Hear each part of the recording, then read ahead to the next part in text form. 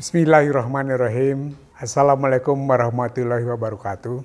Saya Bibin Rubini. Saya ingin memberikan satu materi tentang perencanaan pembelajaran. Kita menghargai bahwa para founding father kita sudah menyanangkan di dalam cita-cita nasional yang termaktub di dalam pembukaan Undang-Undang Dasar 1945 yang intinya berbunyi bahwa negara hendaknya melindungi segenap bangsa dan seluruh tumpah darah Indonesia, memajukan kesejahteraan umum dan mencerdaskan kehidupan bangsa, serta ikut melaksanakan ketertiban dunia berdasarkan perdamaian abadi dan keadilan sosial. Ada makna tersirat di situ bahwa negara hendak mencerdaskan kehidupan bangsa. Yang dicerdaskan di sini adalah kehidupannya, bukan hanya pikirannya. Jadi seluruh potensi yang ada di dalam manusia itu memang harus dikembangkan.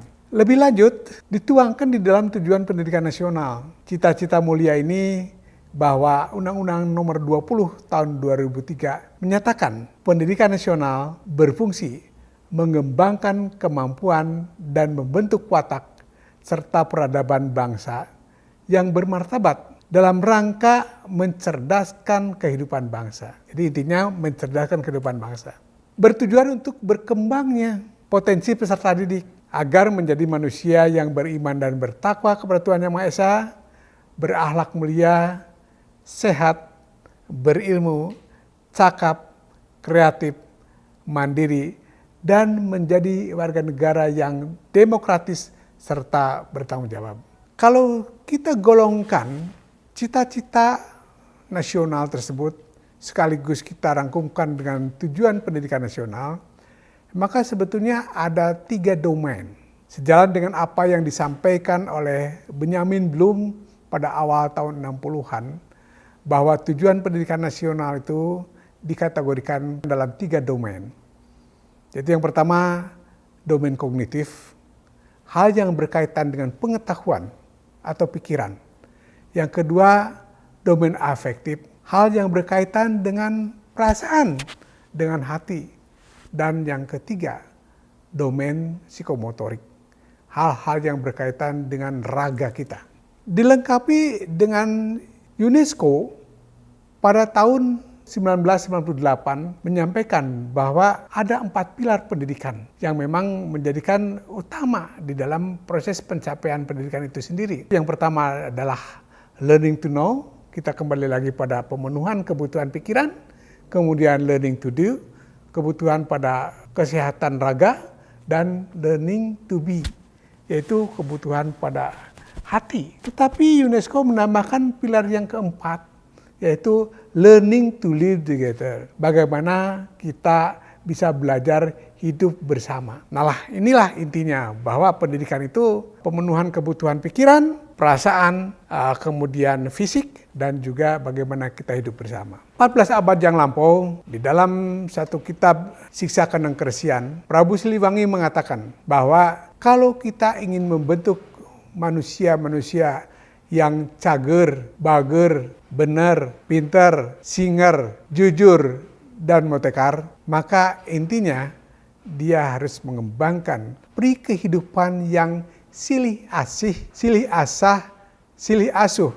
Silih asih mengandung makna bahwa kita harus saling mengasihi, saling menyayangi, saling melindungi. Silih asah mengandung makna bahwa kita memang harus mengasah keterampilan, mengasah kepikiran. Dan saling asuh adalah bagaimana kita bisa saling mengayomi, saling memahami, saling melindungi satu sama lain. Di dalam proses pembelajaran ada komponen-komponen yang bisa menunjang pembelajaran itu berjalan secara efektif atau efisien. Input yang merupakan masukan, dan itu peserta didik, memang dibentuk di dalam proses pembelajaran sebuah black box.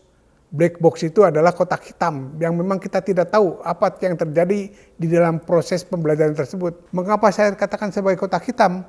Karena kita tidak tahu terjadinya transfer informasi dari guru kepada siswa itu bisa dideteksi atau tidak. Kecuali kalau kita melaksanakan evaluasi. Di dalam proses pendidikan, prinsip-prinsip manajemen yang pernah disampaikan oleh J.R. Terry terdiri atas 4 kata, yaitu planning, organizing, activating, dan controlling, bisa diterapkan di dalam proses pendidikan. Dan saya melihat bahwa proses pembelajaran itu juga dipengaruhi oleh beberapa komponen. Di antaranya komponen instrumental, yaitu guru, media pendidikan, metode pendidikan, kemudian juga sumber belajar, dan komponen environmental. Komponen environmental itu adalah lingkungan fisik dan juga lingkungan psikis. Komponen ini sangat berpengaruh dan guru mempunyai peranan yang sangat besar untuk bisa mengantarkan peserta didik ini bisa mencapai tujuan. Nah, kita mencoba prinsip manajemen ini di dalam pendidikan karena di dalam proses pembelajaran kehadiran guru sangat diperlukan untuk menjamin terjadinya proses pembelajaran yang bermakna, berkarakter, dan memiliki orientasi pengembangan keterampilan-keterampilan penting, khususnya keterampilan abad ke-21. Kementerian Pendidikan dan Kebudayaan mencoba merumuskan kecerdasan yang ingin dicapai di dalam abad ke-21 yang kita sebut sebagai 4C, yaitu kompetensi berpikir kritis, kompetensi berpikir kreatif, kompetensi berkolaborasi, dan kompetensi berkomunikasi. Namun demikian terus ada perkembangan, penambahan tentang literasi itu diantaranya ditambah menjadi 2C lagi, yaitu kemampuan atau kompetensi computational dan kompetensi compassion. Saya melihat bahwa keempat kecerdasan ini adalah harus disampaikan kepada para siswa. Di dalam menghadapi revolusi industri 4.0, maka kemampuan guru bukan hanya dia menguasai materi, tapi dia juga harus punya pengetahuan tentang teknologi, pengetahuan juga tentang pedagogi.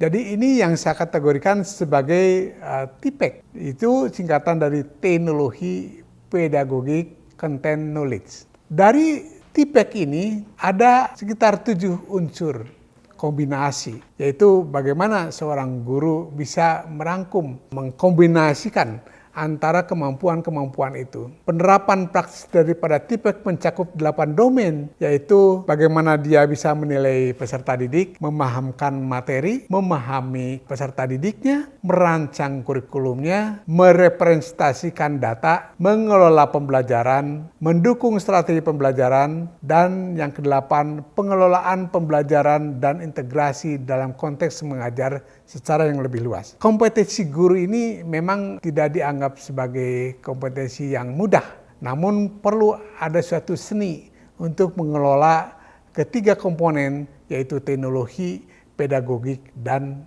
konten. Nah, kita sampailah kepada bahasan terakhir, yaitu bagaimana kita menerapkan prinsip-prinsip manajemen di dalam pembelajaran. Kita mulai dengan perencanaan. Jadi seorang guru memang harus membuat RPP, rencana pelaksanaan pembelajaran. Yang komponen-komponennya tadi sudah saya sampaikan di dalam pendahuluan. Namun demikian, di dalam perencanaan itu harus mencakup kepada 3 domain tadi, yaitu bagaimana pengetahuan bisa ditumbuhkan dan berkembang dalam pikiran siswa. Kemudian yang kedua, bagaimana terbentuknya suatu karakter atau sikap pada siswa, dan yang ketiga bagaimana keterampilan teknologi juga bisa diterapkan kepada siswa. Jadi ketiga hal tersebut memang bisa dilaksanakan di dalam perencanaan, dan itu yang harus ditekankan, bagaimana kita melakukan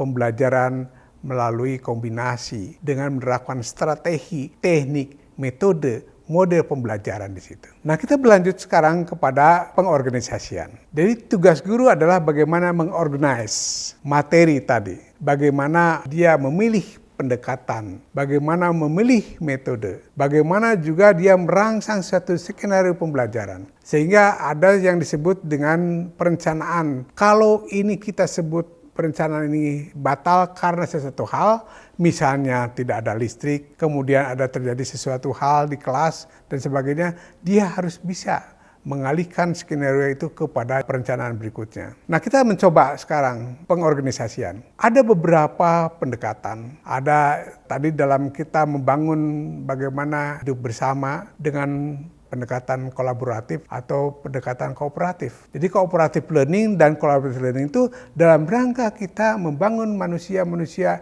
yang hidup bersama tadi. Kemudian yang kedua, bagaimana kita memilih metode. Kemudian kita juga bagaimana memilih strategi dan bagaimana kita memilih model. Kompetensi guru ini diperoleh melalui suatu pendidikan profesi guru. Dia bisa membuat perencanaan, kemudian melaksanakannya, dan juga yang ketiga itu adalah bagaimana seorang guru bisa melaksanakan sesuai dengan rencana. Di dalam pelaksanaan itu ada kegiatan pendahuluan. Pendahuluan itu bagaimana seorang guru membuka pembelajaran dengan sapaan atau ungkapan yang memang menyenangkan siswa. Selamat pagi anak-anak, saya senang sekali bisa bertemu dengan kalian pada pagi hari ini. Apa kabar? Itu pendahuluan. Dan kita mulai lagi dengan satu pertanyaan-pertanyaan kepada siswa untuk mencoba masuk di dalam suatu proses pembelajaran itu. Biasanya siswa itu agak kaku pikirannya pada awal-awal itu. Tapi setelah guru memancing pertanyaan-pertanyaan siswa itu, maka bisa terungkap sebetulnya. Nah, proses pembelajaran kemudian dilanjutkan dengan kegiatan inti. Jadi kalau saat pendahuluan sudah siswa ikut di dalam proses, merespon, menanggapi, maka dilanjutkan dengan kegiatan inti. Kegiatan inti itu adalah bagaimana kita menanamkan yang pokok yang ada di dalam kompetensi inti yang memang sudah dirumuskan di dalam indikator pembelajaran. Dan yang terakhir adalah bagaimana kita melakukan satu evaluasi. Evaluasi itu bagaimana kita mengukur tujuan yang sudah ditetapkan tadi bisa tercapai. Dan bagaimana kita melihat bahwa siswa bisa menguasai materi yang kita berikan. Jadi evaluasi itu ada melalui beberapa teknik, yaitu ada teknik evaluasi secara tertulis dan juga evaluasi secara lisan. Dan itu bisa dilakukan oleh guru dalam rangka mengukur tujuan pendidikan tersebut. Saya kira itulah rencana pembelajaran yang memang dibuat oleh seorang guru untuk bisa mengantarkan peserta didiknya mencapai tujuan pembelajaran yang diinginkan dengan mata pelajaran yang dimiliki oleh guru masing-masing. Terakhir saya ingin menyampaikan kepada peserta bahwa yang paling utama itu adalah guru tidak